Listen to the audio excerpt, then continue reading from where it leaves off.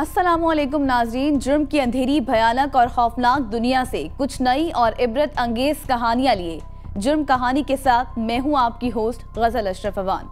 नाजरीन, जुर्म हर रोज नई शक्लें अपनाता है, नए बहरूप बदलता है, नई चालें चलता है और नए रंग ढंग इख्तियार करता है। जदीद दुनिया के साथ जराइम पेशा अफराद की वारदातें और कार्रवाइयाँ भी जिद्दत इख्तियार कर रही हैं। नए ज़माने के इन्हीं जराइम में वाइट कॉलर या साइबर क्राइम भी हैं, जिनमें खतरनाक और होशरुबा इजाफा सामने आया है।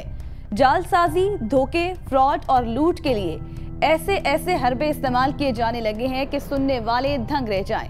व्हाट्सएप, फेसबुक, ट्विटर, इंस्टाग्राम और अनगिनत दीगर सोशल मीडिया ऐप्स और साइट्स पर घात लगाए इंसानियत के दुश्मन किसी भी वक्त किसी को भी अपने मजमूम मकासद का निशाना बना सकते हैं।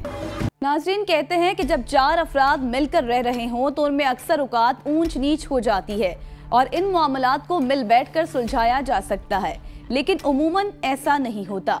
कुछ लोग घर में होने वाली छोटी छोटी चीजों को दिमाग पर इतना हावी कर लेते हैं और फिर उन्हीं बातों को बुनियाद बनाकर ऐसी तखरीबकारी करते हैं कि सुनने वाले भी दंग रह जाते हैं कि कोई जी शऊर शख्स कैसे इस किस्म के संगीन जुर्म कर सकता है। नाज़रीन, इंसान कब इंसानियत के दर्जे से उतरकर बल्कि गिरकर हैवानियत की जलील तरीन तह में चला जाए, उसका कोई अंदाजा नहीं लगाया जा सकता। बदले की आग में जलने वाली ऐसी ही एक खातून ने इंसानियत की तमाम हदें पार करते हुए 5 साला बच्चे को अपनी वहशत का निशाना कैसे बनाया, आइए जानते हैं। लाहौर के नवाई इलाके में पेश आया एक अफसोसनाक वाक़या, जहां रिहाना बीबी और 5 साला बच्चा अहमद अली के वालिदैन एक ही घर में रिहाइश पजीर थे। कुछ अर्सा कबल दोनों खानदानों के दरमियान किसी बात पर झगड़ा हुआ। इस मामूली सी तल्ख कलामी के बाद हालात दोबारा से नॉर्मल हो गए और अहमद अली के वालिदैन इस बात को भूल भी गए थे, लेकिन रिहाना बीबी इस वाक़े को जहन से न निकाल सकी और उसने अहमद अली के वालिदैन से बदला लेने का तहैया कर लिया। अपनी मंसूबाबंदी को अमली जामा पहनाने के लिए रिहाना बीबी ने ऐसा दिन चुना जिस रोज 5 साला अहमद अली के वालिदैन घर पर नहीं थे।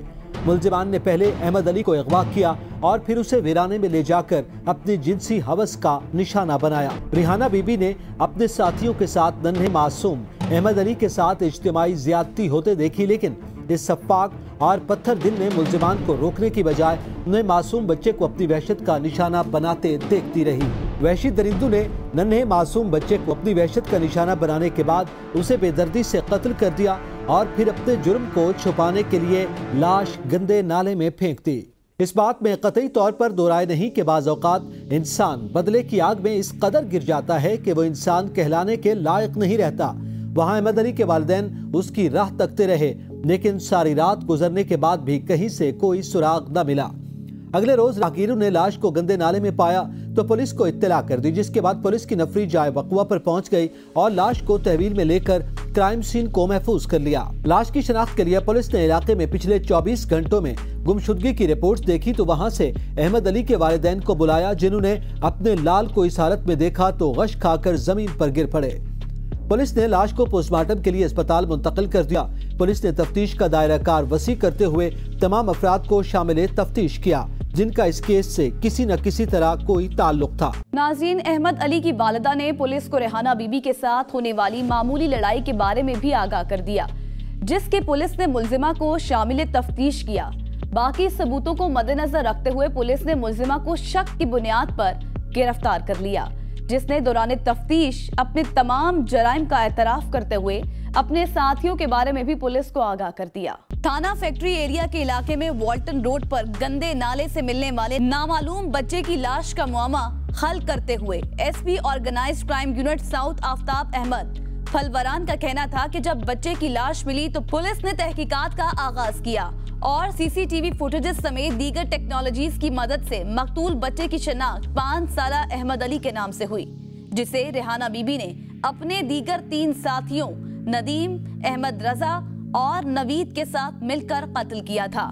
एसपी आफ्ताब फलरवान के मुताबिक मुलजिमा रिहाना और नन्हे मकतूल 5 साला अली अहमद के वालिदैन एक ही घर में रहते थे, जहां किसी बात पर दोनों के दरमियान झगड़ा हो गया, जिस पर मुलजिमा रिहाना बीबी ने दीगर मुलजिमान के साथ मिलकर पहले बच्चे को अगवा किया और फिर तीनों मुल्जिमान ने शराब के नशे में धुत होकर खातून मुल्जिमा के सामने 5 साला अली अहमद के साथ बारी बारी इज्तिमाई बदफेली की और उसके बाद उसका गला दबाकर कत्ल कर दिया गया और लाश को वॉल्टन रोड गंदे नाले में फेंक दिया गया। थाना फैक्ट्री एरिया की हदूद में 4-5 साल के मासूम बच्चे अहमद अली को मर्डर करके गंदे नाले में उसकी लाश फेंकी गई थी। पर्चा दर्ज होने के बाद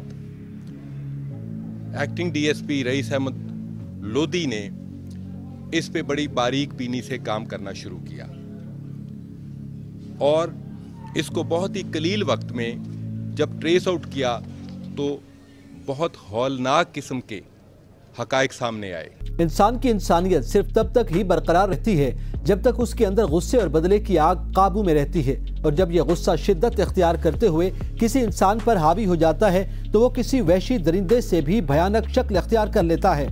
पुलिस का कहना था कि ये मुल्जिमान कोई आदि मुजरिम, शूटर, कातिल या कोई बहुत खतरनाक रिकॉर्ड याफ्ता मुजरिमान नहीं थे, लेकिन उन्होंने जो इंसानियत सोज हरकत की उसे सुनकर किसी का भी कलेजा फट सकता है। SP organised crime unit south Aftab Ahmed फुलरबान ने बताया कि जब बच्चे की गंदे नाले से लाश मिली तो ये एक बहुत बड़ा चैलेंज था ऑर्गेनाइज्ड क्राइम यूनिट की टीम के लिए, लेकिन चूंकि हम भी फैमिली और बाल बच्चों वाले हैं और इसी वजह से डीएसपी काहना ऑर्गेनाइज्ड क्राइम यूनिट कैसर अजीज ने इसे मुकम्मल यकसुई और दिलजमी से इन्वेस्टिगेट किया। अहमद अली 4-5 साल के बच्चे का कसूर सिर्फ इतना था कि इसकी वालदा का रिहाना नाम की एक सफाक मुल्ज़िमा से सिर्फ गली में लड़ाई झगड़ा हुआ था, जिसका बदला लेने के लिए रिहाना ने अपने आशना नवीद के साथ अहमद अली को गली से खेलते हुए अगवा करके अपने घर ले गए।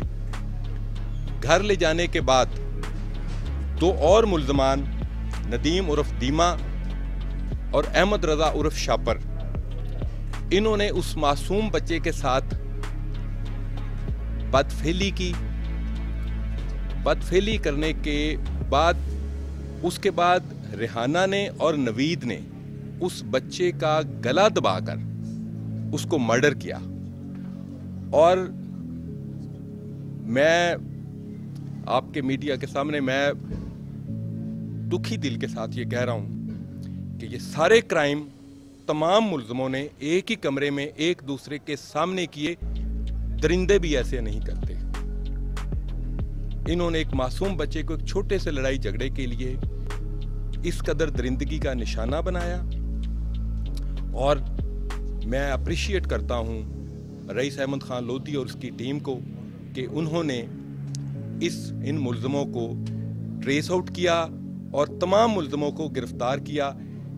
इस कत्ल के सिलसिले में सीसीपीओ साहब जनाब बिलाल सदीक कामियाना साहब और हमारे डीआईजी साहब ओसीयू कैप्टन लियाकत अली मलिक बहुत ज़्यादा कंसर्न थे और वो एक एक पल की खबर लेते रहे कि इसको हर सूरत में ट्रेस आउट होना चाहिए।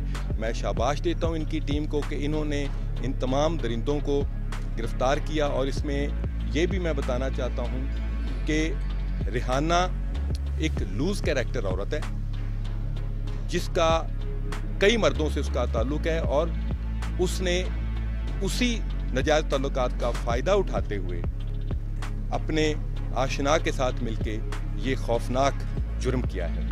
पुलिस ने मुल्जिमान को गिरफ्तार करने के बाद लवाहिकीन को यकीन दहानी करवाई कि मुल्जिमान को करार वाकई सजा दिलवाने के साथ साथ इंसाफ के तमाम तकाजे पूरे किए जाएंगे। माशरे में अदम बर्दाश्त इस हद तक बढ़ चुकी है कि बहस मुबाहिसों में शाइस्तगी मफकूद हो गई है। कोई मुखालिफ राय सुनने पर तैयार ही नहीं। लोगों में अब इख्तलाफ बढ़ गया है। दिलों में कदूरत, बाहम रंजिशें और तफरीक लाने लगी है। दोस्तों में दूरियां, घरों में झगड़े और मियाँ बीवी बाहम दस्तों गिरबां नजर आते हैं। इंसान का गुस्सा उसे हमेशा ही ऐसे संगीन जुर्म का इर्तकाब करवाता है कि जिसके बाद पछतावे के सिवा कुछ हाथ में नहीं रहता। मामूली सी रंजिशों को अपनी अनाह का मसला बनाने के बजाय इंसान को होश से काम लेना चाहिए, क्योंकि आपका एक गलत फैसला कई जिंदगियों को बर्बाद कर सकता है। नाज़रीन, यहाँ लेंगे एक ब्रेक और ब्रेक के बाद देखेंगे जुर्म कहानी पेशावर से तो देखते रहिए ABN न्यूज, क्योंकि जुर्म कहानी अभी बाकी है। वालिदैन अपने बच्चों की मैं तो इस तरह नहीं चाहती थी कि मर जाएगा, मैं शादी पे खुश नहीं थी। ये लोग जबरदस्ती मेरी शादी कर रहे थे।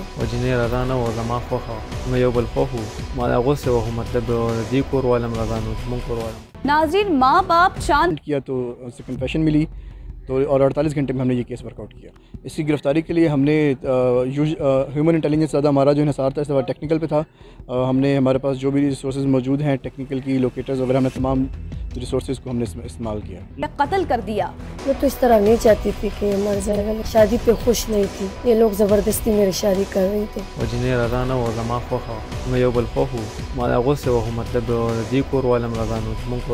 जलाल के साथ मेरा 1 साल से पहले ताल्लुक था ना, मतलब मैं इस शादी पे खुश नहीं थी। ये लोग ज़बरदस्ती मेरी शादी कर रहे थे। मेरी बहन ने मतलब मुझसे पूछा कि आपको रज़ा, मैंने कहा नहीं। सब लोग मतलब सारे ख़ानदान मेरे अब्बू को बहुत वो कर रहे थे कि आप लोग इसके साथ बहुत जुल्म कर रहे हैं, लेकिन अब्बू कह रहे कि नहीं, हमारा मेरा इज़्ज़त है, बस मेरा इज़्ज़त है, मेरा इज़्ज़त है। कोई परवाह नहीं था अब्बू को, मतलब कि ज़िंदगी इसकी है, ये ज़िंदगी गुजारेगी। जब अदनान का रिश्ता आपके लिए आए तो मैंने इनकार कर दिया कि मैं नहीं करती। अब्बू को सारा पता था, अब्बू को अम्मी को सारा पता था कि ये जलाल से बातें करती, फिर भी अम्मी अब्बू ने मेरे साथ इस तरह ख़राब सा जुल्म किया। तुम्हारी उम्र कितनी है? मेरा मतलब 18 में भी 7 मतलब महीने रहते हैं। स्कूल पढ़ती हो? जी पढ़ती हूँ। 8 क्लास बस मैंने पास कर लिया, छोड़ दिया। जब आपकी बारात में टाइम था आने में, तो आपके साथ जलाल का रब्ता हुआ था? जी 1 दफ़ा हुआ था। क्या कहा था उसने? कहा कि बारात आई है। मैंने कहा नहीं, अभी तक तो नहीं आई है। बस ये बात है। फायर हुआ उस वक्त आप गाड़ी में मौजूद थी, आपको पता था कि जलाल ने फायरिंग की? नहीं, मुझे इस तरह पता नहीं था, क्योंकि मैंने बाहर नहीं देखा कि बाहर जलाल है। मुल्जिम जलाल ने ऐसा कोई प्लान आपसे डिस्कस? अपना जो अदनान की जो मिसेस हैं समरीन, वो भी इस वाक़े में लाइक इनडायरेक्टली और इस प्लानिंग में मुलव्वस हैं और मुल्जिमा हैं हमारे केस की। मुल्जिम ने बताया कि समरीन और उसके माबैन गुज़िश्ता 1 साल से दोस्ती थी। SP के मुताबिक कत्ल की वारदात में दुल्हन समरीन ने मास्टरमाइंड का किरदार अदा किया। मुल्जिमा का तकरीबन 1 साल से मुल्जिम के साथ ताल्लुक कायम था। दोनों आपस में शादी करना चाहते थे, लेकिन घर वाले इस रिश्ते के खिलाफ थे। अहले खाना के इनकार पर दोनों ने मिलकर मकतूल अदनान को रास्ते से हटाने की मंसूबाबंदी की। वारदात के दिन दुल्हन ने मुख्तलिफ नंबर से मुल्जिम को लोकेशन बताई। अहले खाना ने मुल्जिमा को उसकी शादी पर मजबूर किया था। उन्होंने बताया कि SHO थाना फकीराबाद कामरान खान, तफ्तीशी अफसरान और CFU टीम ने तकनीकी बुनियादों पर इलाके की जियो टैगिंग, जियो फेंसिंग के साथ साथ मुसलसल इस्तेमाल होने वाले मोबाइल फोन नंबरात के डाटा को जामे तफ्तीश में। लड़का लड़की कब एक दूसरे को पसंद करने लगे, मगर दरमियान में वालिदैन की अपनी मर्जी आड़े आ गई। दोनों में से किसी के वालिदैन भी ये नहीं चाहते थे कि ये शादी हो, और फिर महज अना और अपनी मुसल्लत करने का भयानक अंजाम 2 खानदानों को ही भुगतना पड़ा। अगर हम पहले ही अपने बच्चों की ख्वाहिशात का एहतराम करें और उन पर अपनी मर्जी मुसल्लत ना करें, तो हालात काफी बेहतर हो सकते हैं। नाज़रीन, यहाँ लेंगे एक ब्रेक और ब्रेक के बाद फिर हाजिर होंगे, तो देखती रहिए ABN न्यूज, क्योंकि जुर्म कहानी अभी बाकी है। नाज़रीन, गुज़श्ता चंद बरसों से ये मौजू हर जगह ज़ेरे बहस है कि हमारे तालीमी इदारों में नशा आवर अशिया का इस्तेमाल खतरनाक हद तक इजाफा देखने में आ रहा है। इस हवाले से अदाद-ओ-शुमार तशवीशनाक सूरत हाल को जाहिर कर रहे हैं। हमारे जिम्मेदारान शदीद तशवीश का इजहार करते हुए मसले के हल की यकीन दहानी तो करवाते ही हैं, लेकिन मिन हैसुल कौम शायद हमें सूरत हाल की नज़ाकत का अंदाजा ही नहीं हो रहा। ये इंकशाफ किसी धमाके से कम नहीं है कि हमारे अक्सर तालीमी इदारों में तलबा अपने असातिज़ा के साथ मिलकर नशा आवर अशिया का इस्तेमाल कर रहे हैं। नाज़रीन, अक्सर नशे के आदी बच्चे मनशियात का शिकार महज इसलिए होते हैं क्योंकि उनके बाकी दोस्त भी ऐसा कर रहे होते हैं। यहाँ तक कि मनशियात तकसीम करने वाली माफिया तालीमी इदारों में नशा बेचने के लिए इसी इदारे के बच्चों का इस्तेमाल करने से भी दरेग नहीं करते हैं। नाज़रीन, एक रिपोर्ट के मुताबिक पाकिस्तान में कुल 70 लाख से ज्यादा अफराद नशा आवर अशिया के आदी हैं। नौजवान चूंकि पाकिस्तान की कुल आबादी का एक बड़ा हिस्सा हैं, इसलिए नशे के आदी अफराद में भी उनकी शरह ज्यादा है। शहर कायद के मुख्तलिफ इलाकों, कॉलेजेस, स्कूल्स, पार्क्स और यूनिवर्सिटीज में हीरोइन, आइस, क्रिस्टल, चरस, अफीम और इलेक्ट्रिक सिगरेट का इस्तेमाल आम है। नौजवान नस्ल तलबा आम शहरियों को मज़कूरा नशे की लत पड़ने लगी। मंशियात सरेआम फरोख्त होने की वजह से नौजवान नस्ल की जिंदगी दांव पर लग गई। शहर कायद में पुलिस की जानिब से कार्रवाइयाँ सिर्फ दिखावे के लिए की जा रही हैं, जबकि कोई बड़ी कार्रवाई न हो सकी, जिसकी वजह से मंशियात फरोश माफिया का शहर कायद पर राज है। पढ़े लिखे नौजवान क्लासों की बजाय मंशियात के अड्डों पर नजर आने लगे। अब तक मंशियात की लत से सैकड़ों नौजवान अपनी जिंदगी से हाथ धो बैठे। मुस्तकबिल के मेहमारों को बचाने के लिए पुलिस की जानिब से इक़दाम न उठाने पर नौजवानों के वालिदैन को परेशानी का सामना है। मैं यहाँ से कराची से बात कर रही हूँ और मेरा ये कहना है कि मतलब जो कराची में आजकल नशा वाली चीज़ें इस्तेमाल की जा रही हैं, जो आजकल के जो नस्लें मतलब ये जो नशा वाली चीज़ों में मतलब इख्तियार हो गए हैं, और जैसे फॉर एग्जांपल चर्स वगैरह पी रहे हैं, जुआ खेल रहे हैं या नशा वाली चीज़ें इस्तेमाल कर रहे हैं। हमारी मतलब ये सिंध हुकूमत से ये अपील है कि बराए मेहरबानी मतलब ये जो नशा वाली चीज़ें इस्तेमाल कर रहे हैं उन पर फ़ौरन पाबंदी लगाई जाए, और ये जो मतलब यहाँ पर कराची में ये जो नशा वाली चीज़ें मिल रही हैं वहाँ पर पुलिस का काम है कि वो वहाँ पर क्रैकडाउन करें और जल्द अज जल्द बहुत से बेहतर इक़दाम करें। ताज़ा तरीन मालूमात के मुताबिक नशे में मुब्तला अफराद की बड़ी तादाद 25 से 31 साल तक की है, जबकि दूसरा बड़ा हल्का 15 साल से 24 साल तक की उम्र का है। पाकिस्तान में जिस नशे का इस्तेमाल सबसे ज्यादा किया जाता है वो चर्स है, जबकि मुनशियात का 80% इस्तेमाल मर्द करते हैं और 20% खवातीन करती हैं। कराची के तमाम इलाकों में मनशियात सरेआम फरोख्त हो रही है, जो पुलिस की सरपरस्ती में हो रही है। अगर पुलिस पैसे नहीं ले रही होती तो शायद नौजवान नस्ल हमारे बच जाता, लेकिन यहाँ पर आप कॉलेजेस में जाएं, यूनिवर्सिटीज़ में जाएं, स्कूल में जाएं, अब तो छोटे बच्चों के जो स्कूल में जाते हैं उनके जो साथ में दुकानें हैं, स्कूलों के साथ में जो दुकानें, वहाँ पर जो इलेक्ट्रिक सिगरेट मिल रहे हैं वो बच्चे पी रहे हैं। और मनशियात में आइस हो, क्रिस्टल हो, हीरोइन हो, चर्स हो या दीगर जो मनशियात है वो आपको सरेआम हर जगह पर मिल रही है, बेसहूलत आसानी से आराम से मिल रही है। तो नौजवान नस्ल जो स्कूल के लिए जाते हैं, जो माँ बाप को कह कर जाते हैं कि हम स्कूल से कॉलेज जा रहे हैं या घर जा रहे हैं या घर से कॉलेज जा रहे हैं, तो वो इस नशे के जैसी लानत में मुब्तला हो रहे हैं। अवाम राग़िब हो रहा है, नौजवान नस्ल जो है इसके पीछे जो है ये राग़िब हो रहा है। तो इसके लिए हुकूमत को इक़दाम उठाने चाहिए, सिर्फ लफाजी बातें नहीं करनी चाहिए। इसके लिए एंटी नार्को टैक्स है, एक्साइज डिपार्टमेंट है, वो तो मैंने तो नहीं सुना कि कभी इतनी कोई बड़ी कार्रवाई की हो, किसी में जो है इतनी कोई कार्रवाई की हो जिसमें मनशियात की बड़ी तादाद में जो है वो वहाँ पर बरामदगी हुई होगी और जो है ना उनके खिलाफ कार्रवाई होगी। ज़रूरत इस बात की है कि उनके खिलाफ कार्रवाई की जाए, ताकि हमारे जो नौजवान नस्ल जो घर से बच्चे निकलते हैं, जो स्कूल के लिए निकलते हैं, जो कॉलेज के लिए निकलते हैं, जो यूनिवर्सिटी के लिए निकलते हैं घरों से, उनको तहफ़्फ़ुज़ मिले। और उनके यूनिवर्सिटी में सरेआम मनशियात हीरोइन फरोख्त हो रही है भाई, इंजेक्शन लगाए जा रहे हैं। वो इंजेक्शन लगाकर नौजवान नस्ल हमारे आपके पढ़े लिखे नौजवान MA BSc किए हुए नौजवान वो मनशियात की तरफ राग़िब हो रहे हैं। तो खुदारा एक तो महंगाई है, दूसरी तरफ जो है आपको बताते चलें कि ये मनशियात जो है हमारे बच्चों की जान लेकर रहेगी और इसके लिए हुकूमत को इक़दाम उठाने चाहिए। बेसूरत हम कुछ अच्छा नजर नहीं आ रहा। इस हवाले से शहर कायद की आवाम ने ABN न्यूज से बात करते हुए बताया कि मंगू पीर, कटी पहाड़ी, सरजानी टाउन, सोहराब गोट, गुलशन इकबाल, रेडी गोट, इब्राहिम हैदरी, कायदाबाद, मलीर, कोरंगी के इलाकों में मनशियात के अड्डे सरेआम चलने की वजह से बच्चों के वालिदैन को सख्त परेशानी का सामना है। उनका मजीद कहना था कि मुख्तलिफ स्कूल्स के करीब दुकानों पर इलेक्ट्रिक सिगरेट की दस्तियाबी की वजह से 8 से 10 साल बच्चे भी इस नशे में धके ले जा रहे हैं। मासूम बच्चों को नशा आवर चीजें फराहम करके उन्हें तबाही की तरफ धकेला जा रहा है। मंशियात फरोश माफिया के खिलाफ कार्रवाई न होने की बड़ी वजह यह भी है कि पुलिस मंशियात फरोश माफिया से भत्ता लेती है। पुलिस की इस गफलत की वजह से अपने घर की वाहिद कफालत करने वाले बच्चे भी मंशियात जैसी लानत की भीड़ चढ़ रहे हैं। नाजरीन, मंशियात खरीदने के लिए नौजवान नस्ल चोरी, डकैती और दीगर वारदातें करने पर मजबूर होने लगी, जिसकी वजह से शहर में जराइम की वारदातों में इजाफा हो गया। अवाम ने ABN न्यूज से बात करते हुए निगरान हुकूमत, निगरान वज़ीर आला Sindh, IG Sindh, Karachi police chief और मुताल्लिका इदारों से अपील की है कि शहर कायद में मंशियात फरोशों के खिलाफ बड़े पैमाने पर क्रैकडाउन करके नौजवान नस्ल को बचाया जाए। हमें उम्मीद है कि मंशियात फरोशों के खिलाफ कार्रवाई से नौजवान नस्ल तबाही से बच सकती है और क्राइम में भी कमी आ सकती है। जी देखिए, शहर कायद में मंशियात फरोशों का राज है।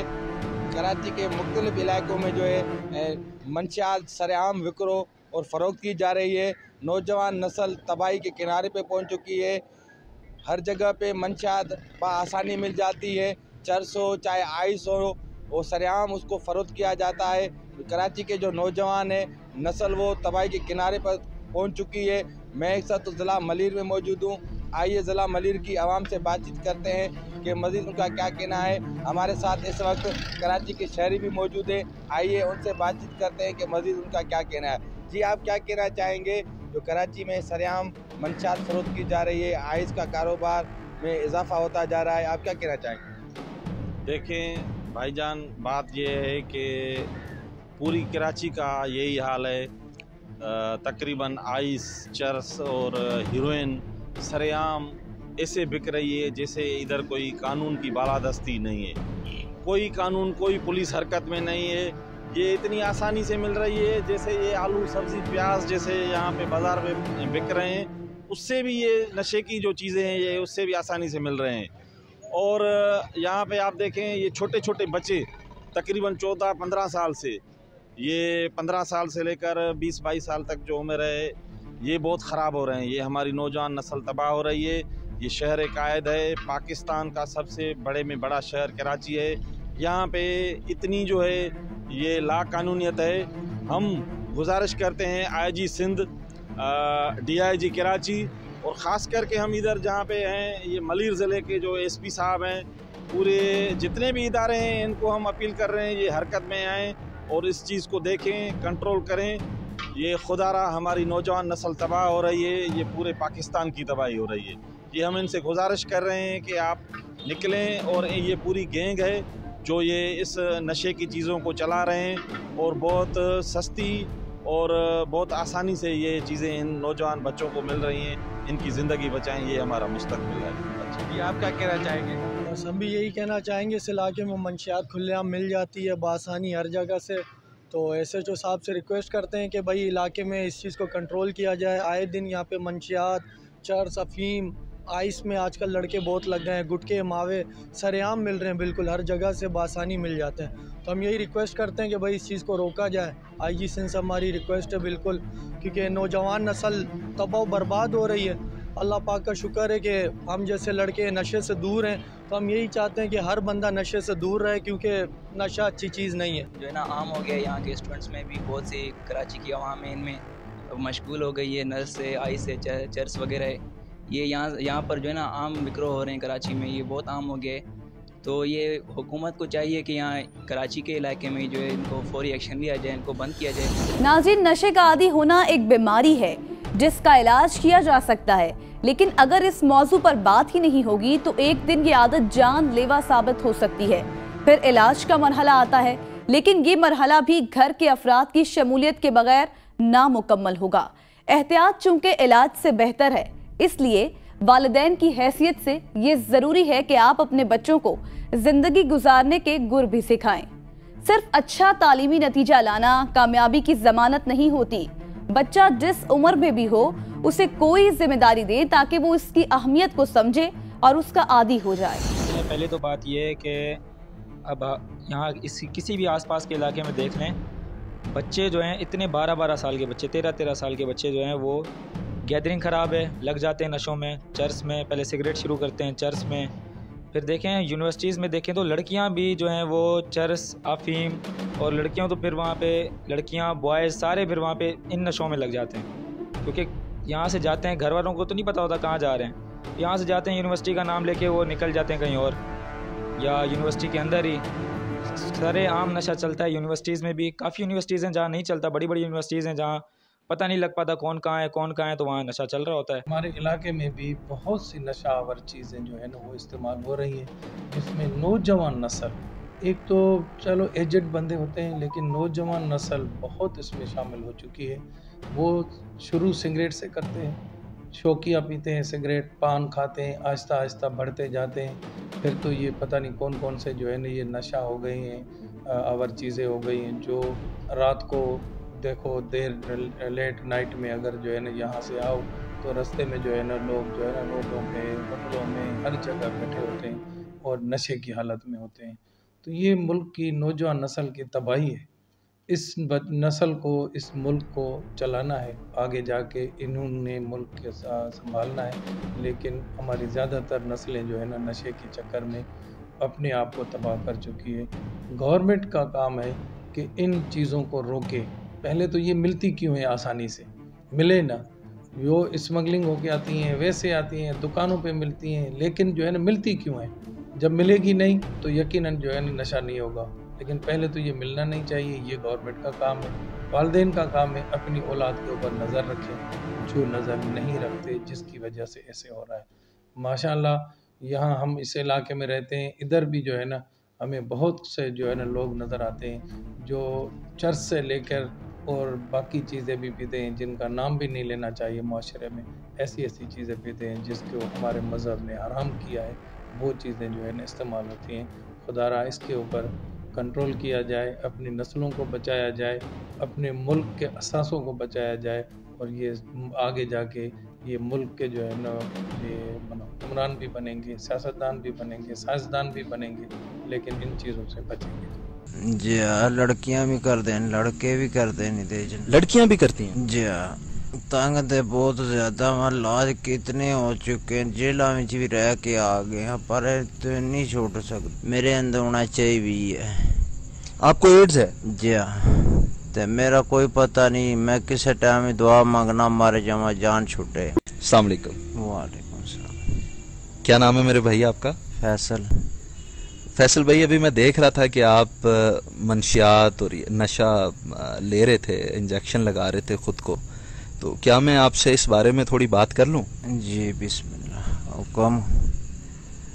फैसल भाई, मुझे ये बताएं कि ये कितने अरसे से आप कर रहे हैं? कम से कम 15 तो 20 साल हो चले काम थे। अच्छा, 15 साल कबल भी अगर आपने ये शुरू किया था, उस वक्त आपकी उम्र क्या थी? मेरी उम्र ऐसी 10 की साल ना 10 साल की उम्र में आपने ये शुरू कर लिया? जी हाँ, पहला करता पींदा सा, करते तो छोड़े थे, मुड़ के फिर सिगरेट पीता थे, मन स्वाद आया। क्या चीज़ है ये जो आप इस्तेमाल करते हैं? ए पाउडर ते बल्स मिक्स करके लाना पड़ता है। ये इंजेक्शन लगाते हैं अपने आप को? जी हाँ। इससे अगर कोई रिएक्शन हो जाए, खुदा ना खास्ता कोई और मसला पैदा हो जाए? जो है ना कई मुड़े मर गए ने दे, नाड़ा में सिर्फ नाड़ तक नहीं पैंदी है, नाड़ भी गलत लग जाए तो बंदा गया। तो आपको डर नहीं लगता इससे? राती हो रह भी ना सकता ही थे बगैर। अच्छा, मुझे ये बताएं कि ये जो आप नशा कर रहे हैं, ज़ाहिर सी बात है आप कहीं ना कहीं से लेते हैं, कोई आपको देता है, उसमें आप नौजवान भी लड़के देखते हैं जो लेते हैं? जी हाँ, लड़कियां भी कर दें, लड़के भी कर दें, नहीं दे। लड़कियां भी करती हैं? जी हाँ। वो लड़कियां कहाँ से होती हैं? वो लड़कियां इतने ही होंदियां ना, वो भी करदियां ना, यूनिवर्सिटी वालियां भी होंदियां ना, बकाया इतने उंज भी लोकल फिरदियां ना, वो भी करदियां ना। मेरे क्योंकि ये मैंने सुना है कि आजकल ये कोई आइस या कुछ इस तरह का नशा यूनिवर्सिटीज में आम हो रहा है। आइस जेड़ी है ज्यादा यूनिवर्सिटी में चल रही है। अच्छा, ये तो आप भी अंदर अपने दिल के जानते हैं कि आप ये काम जो है वो गलत कर रहे हैं, आखिरत भी इसमें ठीक नहीं है और आपका जिस्मानी नुकसान भी हो रहा है, तंग भी हैं इससे और जान भी नहीं छुड़ा सकते। तंग तो बहुत ज्यादा, इलाज कितने हो चुके हैं, जेलों में भी रह के आ गए हैं, पर तो नहीं छोड़ सकता। आप तंग हैं?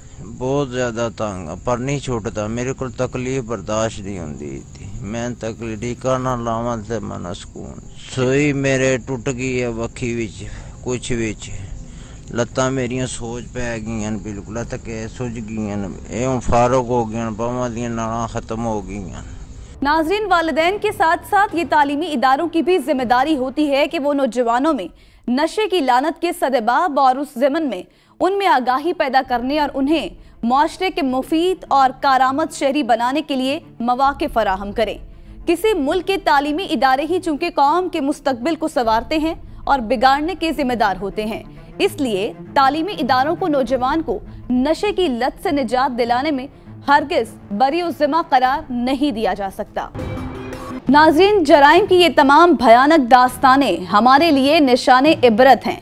याद रखिए, इंसानियत, अखलाकियात, कानून और एहतराम का दामन थाम कर ही खुद को और दूसरों को ऐसे जराइम से दूर रखा जा सकता है। जुर्म की दुनिया से जुड़ी तरह तरह की खबरों के साथ ये थी आज की जुर्म कहानी। कुछ नई सबक आमूज, इबरत अंगेज और सनसनीखेज कहानियों के साथ हाजिर होंगे अगले प्रोग्राम में। तब तक के लिए अल्लाह नेगेबान।